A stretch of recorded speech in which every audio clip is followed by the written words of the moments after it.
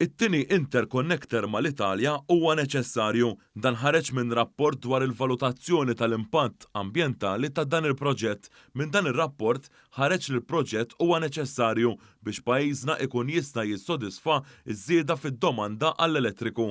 Il-proġett se jwassal għal tnaqqis fl-emissjonijiet u anke jistabilizza l-grilja elettrika biex ikunu jistgħu jsiru proġetti ta' enerġija renovabbli fuq il-baħar. Ħareġ li jekk ma jsirx dan il-proġett tat-tieni interconnector, pajjiżna se jaffaċċja sfidi fid-domanda għall-elettriku f'perjodu meta id-domanda tkun akbar. Dan ir-rapport kien ikkummissjonat mill-kumpanija Interconnect Malta li hija tal-Gvern u sar mill-kumpanija AIS. Intqal li dan il-proġett se jnaqqas ir-riskju ta' qtuħ tad-dawl waqt li se jiggarantixxi il-provvista tal-enerġija.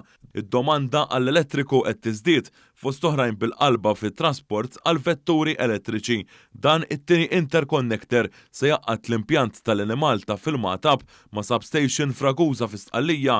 It-tieni interconnector kien tħabbar mill-Ministru responsabbli mill-Enerġija Mirjam Dalli f'Ġunju ta' sentejlu u se jsir b'investiment ta' 170 miljun euro.